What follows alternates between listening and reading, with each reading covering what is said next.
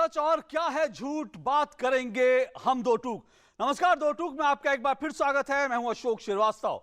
दो टूक में आज हम जो मुद्दा उठाने जा रहे हैं वो बहुत अहम है और बहुत संवेदनशील है, क्योंकि बात उत्तर प्रदेश की है। उत्तर प्रदेश में जिस तरह से एनआईए के एक जांबाज अफसर की हत्या हुई, उसने कई सारे सवाल हमारे सामने खड़े कर दिए हैं। सवाल जिस तरह से यह हत्या हुई, उसने उत्तर प्रदेश की कानून व्यवस्था पर सवाल खड़े किए हैं। उसने एक जांबाज अफसर को जिस तरह से अपराधी बेखौफ आते हैं और मार देते हैं, हत्या कर देते हैं, उसको लेकर बहुत सारे सवाल हमारे सामने हैं। उसी पर आज हम चर्चा करेंगे, उसी पर आज हम बहस करेंगे। दरअसल क्या उत्तर प्रदेश की स्थिति जो है दिन पर दिन खराब हो रही है। हालांकि उत्तर प्रदेश में अभी विधानसभा चुनाव होने में 1 साल है। युवा मुख्यमंत्री अखिलेश यादव लगातार दावा करते हैं कि उत्तर प्रदेश की कानून व्यवस्था पूरी तरह से नियंत्रण में है, कंट्रोल में है। लेकिन जब इस तरह के हादसे हो जाते हैं तो फिर सवाल उठने बहुत लाजिमी हैं। इसी पर आज हम बात करेंगे। लेकिन इससे पहले कि इस चर्चा को, इस बहस को आगे बढ़ाएं, एक पूरे मामले से जुड़ी हमारी रिपोर्ट है, उस रिपोर्ट पर नजर डाल लेते हैं। उत्तर प्रदेश के बिजनौर में राष्ट्रीय जांच एजेंसी के डीएसपी मोहम्मद तंजील अहमद की बेखौफ हत्या ने एक बार फिर अखिलेश यादव के सूबे की चरमराती कानून व्यवस्था पर सवाल खड़े कर दिए हैं। तंजील अहमद को मोटरसाइकिल सवार 2 बदमाशों ने शनिवार देर रात उस वक्त गोली मारी जब वो अपने परिवार के साथ एक शादी समारोह से लौट रहे थे। तंजील अहमद पर मोटरसाइकिल सवार बदमाशों ने 40 गोलियां दागी। 1992 में बीएसएफ में सब इंस्पेक्टर भर्ती हुए तंजील अहमद 7 साल से एनआईए से जुड़े हुए थे। इस जांबाज अफसर ने पश्चिम उत्तर प्रदेश में इंडियन मुजाहिदीन और सिमी के स्लीपर सेल्स की कमर तोड़ने में बेहद अहम भूमिका निभाई थी। साथ ही इस्लामिक स्टेट के स्लीपर सेल्स का भी भंडाफोड़ किया था। तंजील पठानकोट एयरबेस पर हुए आतंकी हमले की जांच से भी जुड़े हुए थे। फिलहाल उनकी हत्या के पीछे के कारणों और हत्यारों को तलाशने की कोशिशें चल रही हैं। लेकिन इस हत्या ने उत्तर प्रदेश की कानून व्यवस्था की कलई खोल दी है। केंद्रीय गृह मंत्री राजनाथ सिंह ने भी कहा है कि उत्तर प्रदेश सरकार कानून व्यवस्था को बनाए रखने के लिए सभी जरूरी कदम उठाए।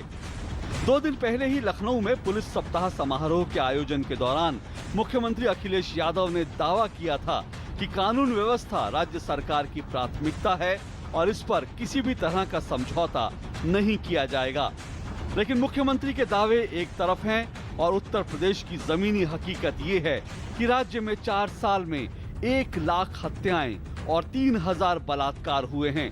और खुद राज्यपाल राम नाईक ने भी राज्य की कानून व्यवस्था को लेकर चिंता जताई है।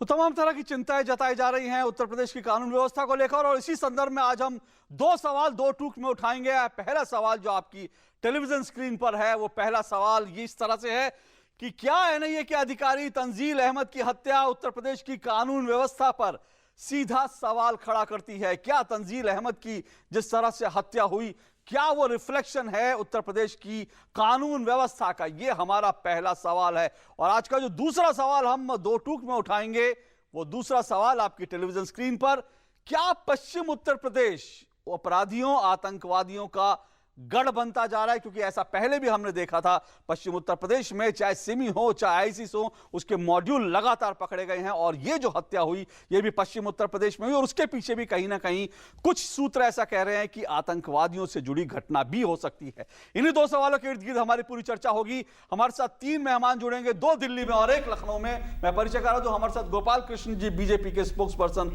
दिल्ली से जुड़ेंगे, राजकिशोर जी वरिष्ठ पत्रकार हमारे साथ दिल्ली से जुड़े हैं, और हमारे साथ लखनऊ से जुड़ रहे हैं डॉक्टर अशोक वाजपेयी, सपा के वरिष्ठ नेता।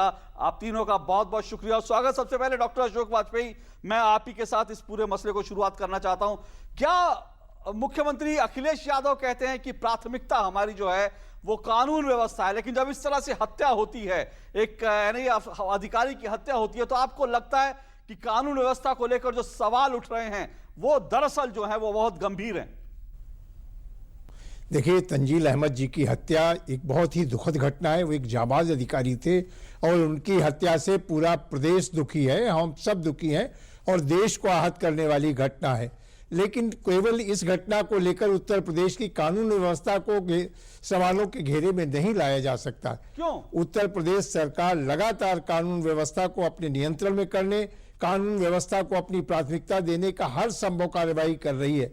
उत्तर प्रदेश पुलिस को चुस्त दुरुस्त करने, पर्याप्त संख्या में पुलिस बल को बढ़ाने, नए नए आधुनिक उपकरणों से सुसज्जित करने और परिवहन की मजबूत व्यवस्था उत्तर प्रदेश पुलिस को मुहैया कराने का काम उत्तर प्रदेश सरकार कर रही है। लेकिन डॉक्टर वाजपेयी, इस तरीके से उत्तर प्रदेश सरकार उत्तर प्रदेश की पुलिस को सभी नए संसाधनों से लैस करके कानून व्यवस्था को मजबूत बनाने की दिशा में कारगर कदम उठा रही है। जी, डॉक्टर वाजपेयी, लेकिन जो आंकड़े हैं वो आंकड़े ये कहते हैं कि जिस तरह से लगातार वहां पर क्राइम रेट बढ़ा है, खास करके अगर 2015 की मैं नेशनल क्राइम रिकॉर्ड ब्यूरो की रिपोर्ट ही तो 2015 की एनसीआरबी की रिपोर्ट ये कहती है कि उत्तर प्रदेश महिलाओं के लिए सबसे असुरक्षित जो राज्य हैं उनमें से एक है। तो फिर आप कैसे कहते हैं कि आप बेहतर करने की कोशिश कर रहे हैं जो कि आंकड़ों में नहीं दिखता? देखिए, उत्तर प्रदेश चाहे आबादी की दृष्टि से हो, चाहे भौगोलिक दृष्टि से, उत्तर प्रदेश देश का सबसे बड़ा सूबा है। और यहां पर जिस तरीके से घटनाओं को आप अगर एनआईए की रिपोर्ट देखें या उसके अलावा नेशनल क्राइम ब्यूरो की रिपोर्ट के आधार पर अगर कह रहे हैं कि दूसरे जो हमारे पड़ोस का राज्य दिल्ली है, मध्य प्रदेश है, उनके महिलाओं पर होने वाले में घटनाएं कहीं ज्यादा हैं इन राज्यों में उत्तर प्रदेश की तुलना में। लेकिन उत्तर प्रदेश आकार में बड़ा होने के कारण, आबादी में बड़ा होने के कारण संख्या में आपको भले ही ज्यादा दिखाई देता है, लेकिन उत्तर प्रदेश की कानून व्यवस्था निश्चित रूप से पड़ोसी राज्यों से कहीं ज्यादा सुदृढ़ है और यहाँ लोग सुरक्षित हैं किसी भी तरीके की। लेकिन अब इतने बड़े राज्य में कहीं छुटपुट घटनाएं हो सकती हैं, इसको नहीं रोका जा सकता। लेकिन कहीं घटना होने पर तत्काल कार्यवाही की जाती है, अभियुक्तों को जेल के शिक्षों में डालने का काम किया जाता है और पुलिस अपनी पूरी तात्कालिक प्रभावी नियंत्रण और प्रभावी कार्रवाई करने का काम कर रही है। और लगातार उत्तर प्रदेश सरकार कानून व्यवस्था को सुदृढ़ करने की दिशा में कारगर कदम उठा रही है। गोपाल कृष्ण जी, आप सहमत है इस बात से? कह रहे हैं कि बाकी राज्य अगर तुलना करते हैं यूपी के, मध्य प्रदेश, दिल्ली की, मध्य प्रदेश की, तो वो कह रहे हैं कि यहाँ की कानून व्यवस्था उत्तर प्रदेश की ज्यादा बेहतर है। वो साफ साफ आपके जो स्टेट हैं मध्य प्रदेश की बात ही उस पर भी इशारा करते हैं। नहीं, देखिए, नेशनल आपने जो बताया, नेशनल क्राइम ब्यूरो रिपोर्ट जो पिछले साल आई थी, उसने बहुत स्पेसिफिकली कहा है कि जो उत्तर प्रदेश की जो लॉ एंड ऑर्डर सिचुएशन है बहुत खराब है बाकी सब स्टेट्स के कंपैरिजन में। और जो अभी और भी डेटा आए हैं कि पिछले 4 साल में, वो तो पहले खराब तो थी शुरू से चल, उसके बाद अखिलेश सरकार जब से आई, समाजवादी पार्टी की सरकार जब से आई, तब से तो बहुत ही खराब हो गई। 4 साल में अगर 1 लाख मर्डर हो गए और 3000 रेप वाले जो विक्टिम्स हैं वो सारे। और दूसरी बात क्या है कि ये जो अब जो एनआईए वाली जो घटना हुई है, अगर वहां पे जहां पे इतना सीनियर आईबी का इतना सीनियर इन्वेस्टिगेशन ऑफिसर अगर सेफ नहीं है, वो उसका इस तरह से खुलेआम मर्डर होता है कि 24 गोलियां उसको दाग दी जाती है, उसकी पत्नी को 4 गोलियां लगती है, और जो उसके ऊपर तो उसकी तो सिक्योरिटी का ध्यान, तो आम आदमी का क्या हालत होगा यह तो बिल्कुल समझ में आता ही है। दूसरा क्या है कि वहां पे केवल ये जो सबसे बड़ी बात है कि समाजवादी पार्टी के जो कार्यकर्ता हैं या जो उनके ऑफिस बेरर्स हैं, उनका भी इन्वॉल्वमेंट बहुत जगह चीजों में आ रहा है। कैसे, किस आधार पे आप कहते हैं? वहां पे जितनी पॉलिटिकल आरोप है सीधा सीधा, या फिर आप किसी आधार पे जब देखिए, जो आप अगर देखिए नोएडा में देखिए, इधर आप देखिए, उनमें कहीं ना कहीं चाहे गुंडागर्दी जिस लेवल पे वो ऑर्गेनाइज क्राइम करते हैं, चाहे वहां पे उगाई को ले लीजिए, दादरी वगैरह क्षेत्र में ले लीजिए, उगाई की जो उसमें आप इन्वॉल्वमेंट इनके लोगों के आते हैं, तो ये राम नायक जी ने इस पे चिंता व्यक्त की है, अखिलेश जी खुद चिंता व्यक्त कर रहे हैं, मायावती जी ने की है, तो अक्रॉस द बीजेपी तो कह ही रही है, तो सारे लोग कह रहे हैं, अखिलेश जी खुद चीफ मिनिस्टर कह रहे हैं, तो वो फिर किसकी जिम्मेदारी है? नेशनल क्राइम ब्यूरो कह रहा है, बीजेपी कह रही है, मायावती कह रही है, गवर्नर कह रहा है, चीफ मिनिस्टर कह रहे हैं। मैं खुद यूपी में रहता हूं, नोएडा में रहता हूं, हमारे एक्सपीरियंस है, वहां पे गांव-गांव में लोग कहते हैं कि ये समाजवादी पार्टी के कार्यकर्ताओं की और इनके नेताओं की लोकल लेवल पे गुंडागर्दी से परेशान है। जी, अशोक जी, इन सब चीजों के लिए फिर क्या ये वो बोलते हैं कि कैसे ठीक है? डॉक्टर अशोक वाजपेयी, जो गोपाल जी कह रहे हैं वो कह रहे हैं कि सीधे सीधे आपके कार्यकर्ताओं की संलिप्तता होती है, और जो बड़ी बात वो ये कह रहे हैं जब राज्यपाल कह रहे हैं, गवर्नर ने चिंता जताई है, गृह मंत्री चिंता जता रहे हैं, मायावती चिंता, खुद अखिलेश यादव ने भी कहा था कि भाई कानून व्यवस्था जो है, पुलिस जो काम करती है वो रिफ्लेक्ट होता है सीधा सीधा राज्य की जो व्यवस्था उससे, तो फिर ऐसे में चिंता क्यों ना जताई जाए भाई? उत्तर प्रदेश के मुख्यमंत्री बहुत संवेदनशील हैं। उत्तर प्रदेश में संवेदनशील सरकार, हम स्वयं ये कहते हैं कि हम कानून व्यवस्था को और चुस्त दुरुस्त करेंगे और सुधारेंगे और कोशिश करेंगे प्रदेश को अपराध शून्य प्रदेश बनाने की दिशा में हमारा प्रयास है। लेकिन कहीं इतने बड़े राज्य में कहीं कोई घटना होती है, लेकिन उस घटना पर तात्कालिक कार्रवाई की जाती है। और जहां तक महामहिम राज्यपाल का या भारतीय जनता पार्टी के लोगों को कहने की बात है, मैं समझता हूं भारतीय जनता पार्टी और दूसरे विरोधी दल तो लगातार उनका कार्य ही है कि आलोचना करना सरकार का, लेकिन उत्तर प्रदेश की कानून व्यवस्था दूसरे राज्यों के मुकाबले कहीं ज्यादा बेहतर है और निरंतर कानून व्यवस्था में सुधार हो रहा है। हमने पुलिस को बहुत अच्छे ढंग से सुसज्जित किया है, उसको सारे संसाधन दिए हैं। जहां कहीं कोई घटना होती है तत्काल वहां पुलिस पहुंचे, कार्रवाई हो। जी। हमने डायल 100 नंबर की सेवा जारी की है, जिससे कि कहीं कोई घटना होती है 100 नंबर डायल करने पर तत्काल वहां पुलिस पहुंचे।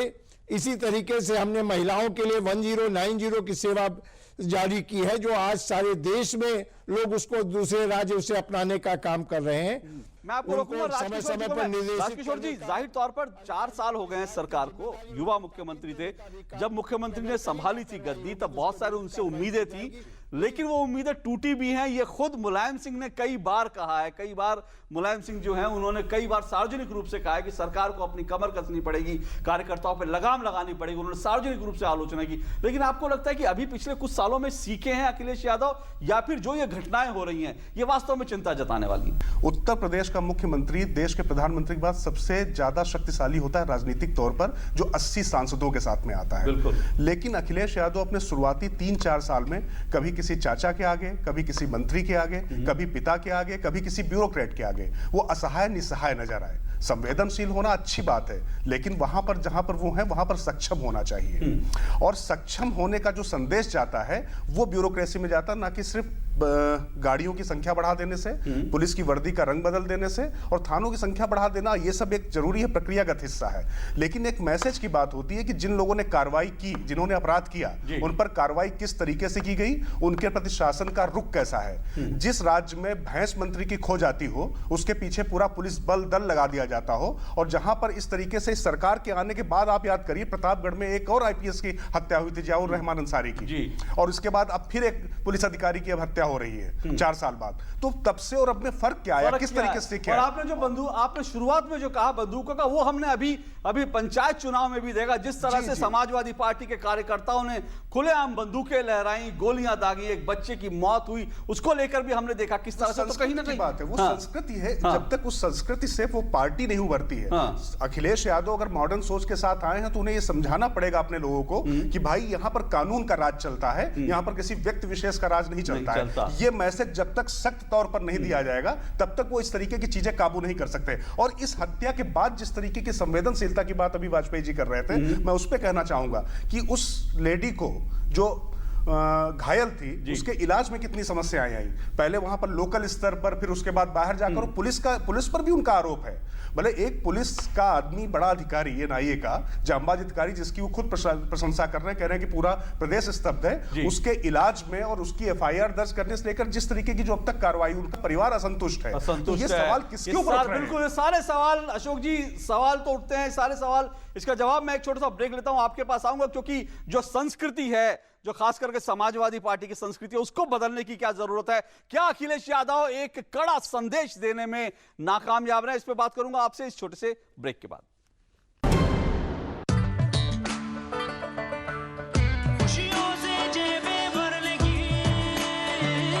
अब सिर्फ 31,000 रुपए में खुशियां घर लाइए। बजाज सिटी 100, खुशियों का जैकपॉट।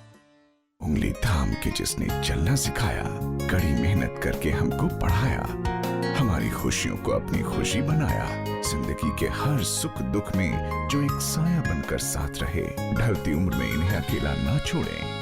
ध्यान रखें, माता पिता एवं वरिष्ठ नागरिक भरण पोषण एवं कल्याण अधिनियम 2007 के तहत माता पिता की देखभाल करना हमारा कर्तव्य है और उनको बेसहारा छोड़ना एक दंडनीय अपराध है। सामाजिक न्याय और अधिकारिता मंत्रालय, भारत सरकार द्वारा जनहित में जारी।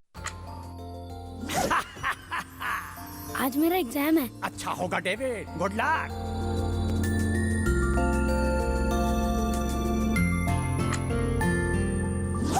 आज रिजल्ट आएगा। Best of luck. इस बार क्लास में फर्स्ट आया है डेविड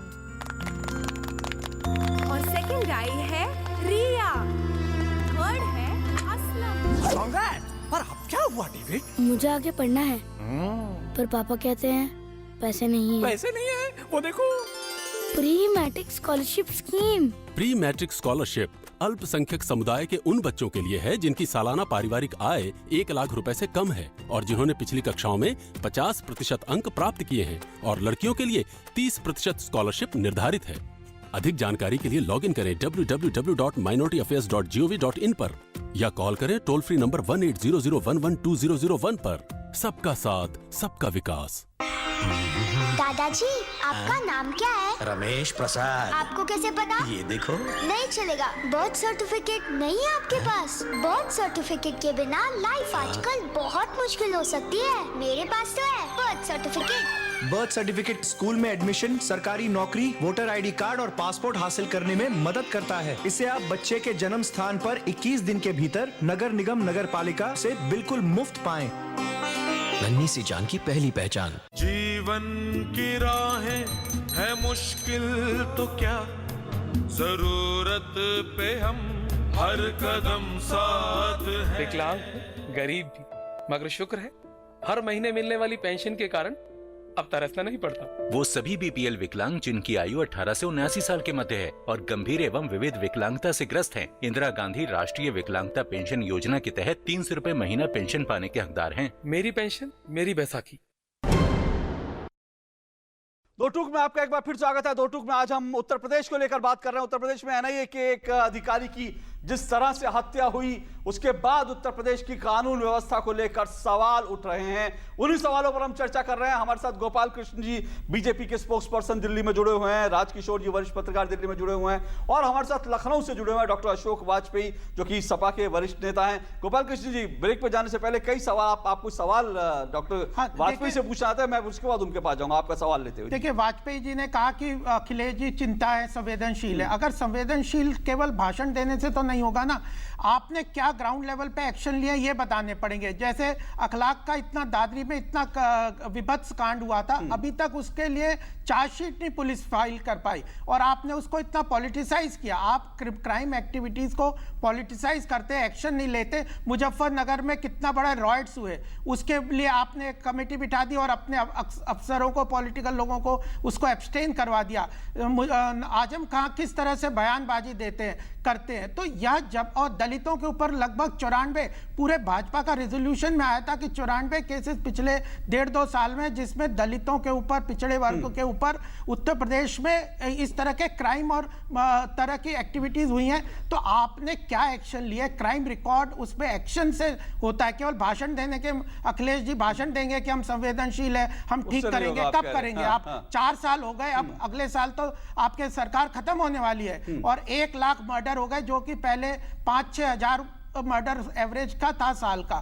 तो कितना क्राइम रेट बढ़ गया है, सारे चीजें। तो आप उसमें क्या एक्शन ले रहे हैं और पुलिस आपकी क्या कर रही है? ये सारे जवाब आपके सामने जी, सवाल बहुत सारे हैं जो उसके पहले राजकिशोर जी ने भी उठाए। वो कह रहे हैं कि एक संस्कृति की बात है, और अखिलेश यादव ऐसा लगता है, जाहिर तौर पर युवा मुख्यमंत्री बहुत उम्मीदों के साथ आए थे, लेकिन ऐसा लगता है पार्टी में जो रिश्तेदारों का जो पूरा कुनबा है उसके आगे वो कहीं ना कहीं बेबस नजर आए, और शायद यही उनकी सबसे बड़ी जो है उनकी कमजोरी साबित हुई है।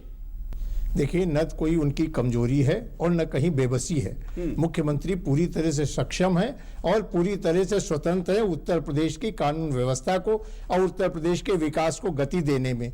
मैं न उनके किसी भी प्रशासनिक काम में, न तो परिवार के किसी व्यक्ति का हस्तक्षेप है, न परिवार के बाहर किसी का हस्तक्षेप है, लेकिन ये लोकतंत्र में कलेक्टिव लीडरशिप होती है। बहुत सारे मामलों में पार्टी का पार्लियामेंट्री बोर्ड है, राष्ट्रीय कार्य समिति है, राज्य कार्यकारिणी है, बैठकर बातचीत हो जाती है, लेकिन मुख्यमंत्री के काम में न किसी प्रकार का व्यवधान है, न बाधा है।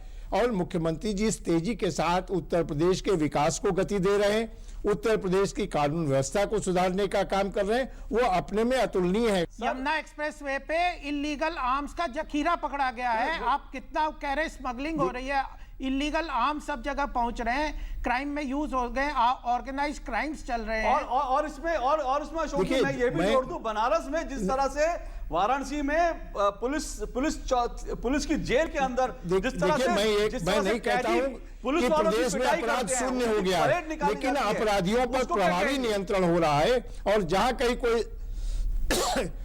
कोई घटना होती है वहां तत्काल कार्रवाई होती है,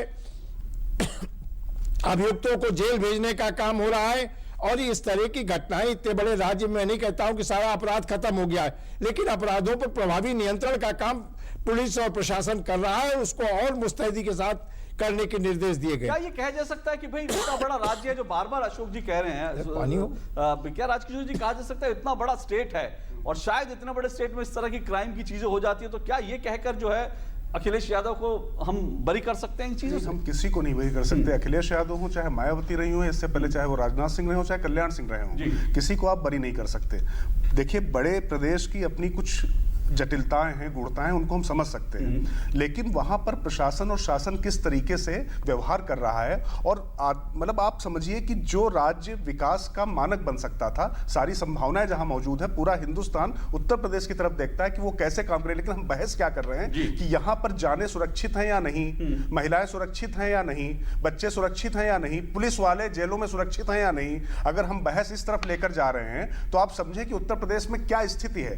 बार बार वहां पर एक बार मायावती आई, एक बार मुलायम सिंह आए, अगर आप देखें तो मुद्दा क्या होता है, लॉ एंड ऑर्डर या कार्यशैली, और कोई विकास या किसी की जेब में कितना पैसा जा रहा है, कैसी पढ़ाई हो रही, कैसी शिक्षा है। और बहुत बड़ी बड़ी बातें की गई हैं कि मतलब किस तरीके से विकास की योजनाएं चली, यमुना एक्सप्रेस वे बन रहा। बाकी तो जहां तक भव्यता की बात है तो हम सैफई में हर साल बहुत भव्यता देख लेते हैं, ऐसी भव्यता तो हम दिल्ली और बॉम्बे में नहीं देख पाते हैं, बहुत भव्यता दिखाई पार्क बनाने में। लेकिन प्रश्न ये है कि जो मूलभूत सवाल है, जो वहां की जनता से जुड़े हुए हैं, उनको आप पहले जीने का तो हक दें, अपनी तरीके से रह तो सके, अपने तरीके से व्यवसाय तो कर सके, पढ़ तो सके। गोपाल जी, एक सवाल ये भी उठता है, बहुत से विपक्ष के लोग ये भी आरोप लगाते हैं, मैं ब्रेक पे जाने से पहले ब्रेक पे जाऊंगा, लेकिन उससे बाद आपसे जरूर पूछूंगा कि कहीं ना कहीं उत्तर प्रदेश में जो कुछ हो रहा है आजकल, उसमें कुछ लोग कहते हैं कि भाजपा और सपा की भी कहीं गठजोड़ है और कहीं ना कहीं जो है वो एक दूसरे को जो है कॉम्प्लीमेंट करते हैं इस तरह की जब चीजें होती हैं। क्या ये बात इतना ये आरोप कितना सही है, आपसे पूछूंगा, लेकिन इस छोटे से ब्रेक के बाद।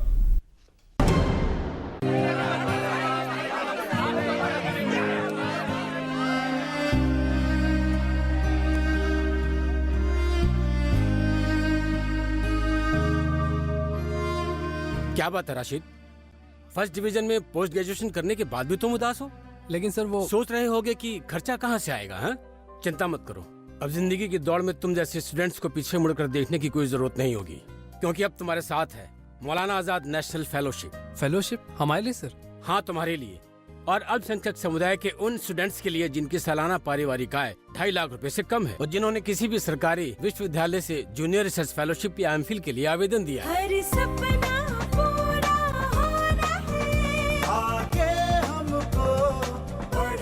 अधिक जानकारी के लिए लॉग इन करें www.minorityaffaires.gov.in पर या कॉल करें टोल फ्री नंबर 1800112001 पर। सबका साथ, सबका विकास। मुबारक हो सेठ जी, आखिर चौधराइन आई गई कर्जा मांगने। आओ आओ चौधराइन। राम राम सेठ जी। सुना है बिटिया की शादी तय हो गई है? हाँ सेठ जी, बहुत अच्छा घराना है। कुछ रुपए पैसों की मदद हो तो? नहीं सेठ जी, मैंने इसके लिए ग्रामीण डाक जीवन बीमा पहले से ही करा रखा है, फिर भी जरूरत हुई तो दूसरी पॉलिसी पे लोन ले लूंगी। मैं तो बस ये न्योता देने आई हूँ। ग्रामीण डाक जीवन बीमा, ताकि आपकी शान हमेशा बनी रहे। उंगली थाम के जिसने चलना सिखाया, कड़ी मेहनत करके हमको पढ़ाया, हमारी खुशियों को अपनी खुशी बनाया, जिंदगी के हर सुख दुख में जो एक साया बनकर साथ रहे, ढलती उम्र में इन्हें अकेला ना छोड़ें। ध्यान रखें, माता पिता एवं वरिष्ठ नागरिक भरण पोषण एवं कल्याण अधिनियम 2007 के तहत माता पिता की देखभाल करना हमारा कर्तव्य है और उनको बेसहारा छोड़ना एक दंडनीय अपराध है। सामाजिक न्याय और अधिकारिता मंत्रालय, भारत सरकार द्वारा जनहित में जारी। अस्पताल में गंदगी हो सकती है, कुछ छूना मत और बीमार पड़ जाओगी। अरे दीदी, अब सब बदल रहा है। इतनी साफ सफाई? जी, हम सब ने मेहनत की है ताकि आपके इलाज में कोई कमी ना आए। बदल रहा है, बदल रहे हैं। स्वास्थ्य केंद्र अब स्वच्छ हो रहे हैं और ये आपके ब्लॉक में भी संभव है। बस पहल करनी पड़ेगी, हमको और आपको भी। स्वच्छता का संकल्प करें, स्वास्थ्य केंद्र का कायाकल्प। दो टूक में आपका एक बार फिर स्वागत है। दो टूक में आज हम उत्तर प्रदेश की कानून व्यवस्था को लेकर बात कर रहे हैं। और गोपाल कृष्ण जी, ब्रेक पे जाने से पहले मैंने कहा था कि बहुत से लोग ये भी कहते हैं कि भाई जिस तरह से मुजफ्फरनगर चाहे दंगे हो चाहे बाकी चीजें हो, बहुत से लोग कहते हैं कि भाजपा और सपा जो है वो एक दूसरे को कॉम्प्लीमेंट करते हैं, एक दूसरे के लिए जो है मददगार साबित होता है। कहीं ना कहीं दोनों की मिली भगत है इसमें। नहीं, देखिए ऐसी बिल्कुल बात नहीं है। भाजपा बहुत मजबूती से इस बात को बार बार उठाती आ रही है कि यह जो वहाँ उत्तर प्रदेश की लॉ एंड ऑर्डर है वो सिचुएशन बहुत खराब है। उसमें कहीं ना कहीं सबसे बड़ा कारण ये है कि पुलिस का मॉरल डाउन है। और पुलिस का मॉरल किस लिए डाउन है कि वहाँ पे जो भाजपा के लोकल लीडर्स हैं, जो छोटे छोटे जगहों पे, डिस्ट्रिक्ट लेवल पे, पंचायत लेवल पे, और वो पूरी तरह से ऑर्गेनाइज जो क्रिमिनल एक्टिविटीज में उनका कहीं ना कहीं सहायता है। चाहे वो छोटे छोटे पैटी क्राइम्स हो, चाहे उसमें उगाही की बात हो, वहाँ पे जो बिजनेस कम्युनिटी है वो परेशान है। वो क्योंकि सपा के वहाँ के लोकल कार्यकर्ता उनको धमकाते हैं, उनको उगाही की बातें करते हैं। और वो जो पूरी, और दूसरी बात क्या है कि अगर कोई क्राइम होता है तो उसकी इन्वेस्टिगेशन को ना करके उसके ऊपर किसी तरह मुलायम सिंह यादव जी के स्टेटमेंट आ जाते हैं कि रेप के ऊपर उनका जब बलात्कार पे स्टेटमेंट आ गया कि जो यूथ है वो आजकल होते हैं, उनकी गलती हो जाती है। तो इस तरह से आप उनको एनकरेज करते हो। वहाँ के ऑफिसर्स को देखो, गीता जो थी वहाँ पे उनको जो ये माफिया था, जो सैंड माफिया है, उनके खिलाफ उन्होंने एक्शन लेने की कोशिश करी तो उनको किस तरह से ट्रांसफर करवा दिया नरेंद्र भाटी जी ने। किस तरह से उनने पब्लिकली फंक्शन में अनाउंस किया कि मैं इनको 10 मिनट में ट्रांसफर करवा दूंगा, और वो करवा भी दिए। वो फिर पब्लिक यानी कल्चर जो है जो राजकिशोर जी ने कहा, इसके खिलाफ है। भाजपा तो इसको पूरी तरह रोकना चाहती है और हम एक विकल्प के रूप में खड़े हो रहे हैं। हम वहां पे एक विकल्प के रूप में खड़े हो रहे हैं और हम चाहते हैं कि ये जो सपा की गुंडागर्दी है जो वह खत्म हो और एक स्वच्छ राजनीति ठीक है। मैं अशोक जी आपसे एक बात ही, क्योंकि जो मैंने शुरू में एक सवाल उठाया था वेस्टर्न यूपी को लेकर खास करके एक अलग तरह की चिंताएं हैं, खास करके वहां पर बार बार इस तरह से होता है कि वहां पर कभी सिमी के मॉड्यूल पकड़े जाते हैं, कभी इंडियन मुजाहिदीन के मॉड्यूल पकड़े जाते हैं, कभी वहां पर आईसिस के मॉड्यूल पकड़े जाते हैं। और ऐसा लगता है कि वहां पर जिस तरह से पुलिस की जो बात हो रही है, पुलिस में भी ये बार बार आरोप लगते रहे कि एक जाति विशेष के लोगों को जो आपने थानों को बांटना शुरू किया और उसके कारण पुलिस का जो मोरल डाउन हुआ, उसके कारण इस तरह से वेस्टर्न यूपी में जो है एक तरह से आतंकवादी अपनी जड़ें जमाने में कामयाब रहा। उसके लिए भी सीधा सीधा दोष आपकी सरकार को जाता है। नहीं, देखिए, हमारी सरकार जहां कहीं भी इस तरीके की घटनाएं कोई भी प्रकाश में आती हैं उन पर कठोरता के साथ कार्रवाई होती है।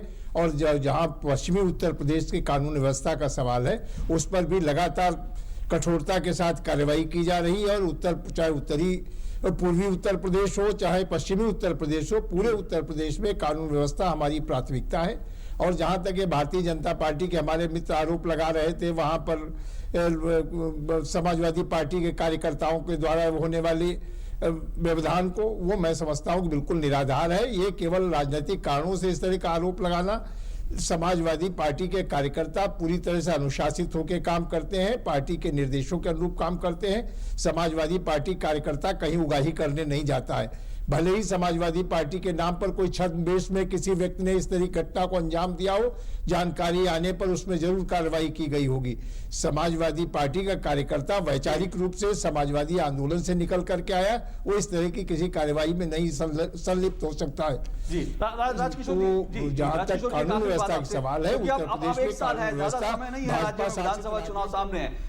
बहुत मीडिया में अगर आप जाएंगे तो ऐसा लगता है कि बहुत कानून व्यवस्था को लेकर कोई बहुत ज्यादा सवाल मीडिया में नहीं उठ रहे। कुछ लोग ये भी कहते हैं कि बड़े चतुराई से मीडिया को काफी अच्छे से जो है मैनेज भी कर रखा गया है।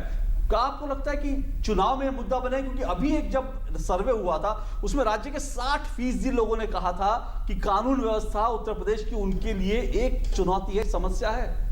निश्चित तौर पर मैंने जैसे अभी पिछले सेगमेंट में ही कहा था आपसे कि वहां पर मायावती की कोई बड़ी उपलब्धि है ही नहीं। वो लोग सिर्फ जो सपा का जो कानून व्यवस्था को लेकर जिस तरीके से माखौल उड़ाया जाता है और समाजवाद के नाम पर जिस तरीके से अराजकता को प्रश्रय दिया जाता है, उसके खिलाफ ही लोगों की वोटों में परिणति होती है और मायावती आ जाती हैं। और अगर आप देखें तो बहुजन समाज पार्टी उसी बिंदु पर लगातार खेलती चली जा रही थी। इससे पहले भारतीय जनता पार्टी की तरफ से इतना तीखा अभियान कभी नहीं चलाया जाता था जो इस समय दिखाई पड़ रहा है। विपक्ष की भूमिका कम से कम इस बार निभाती हुई पार्टी दिखाई पड़ रही है, क्योंकि माना जाता था कि समाजवादी पार्टी के शासन में जो भारतीय जनता पार्टी के तमाम जो तथाकथित बड़े नेता हैं वो कहीं ना कहीं उपकृत हो जाते थे, चाहे बंगलों से चाहे सिक्योरिटी से।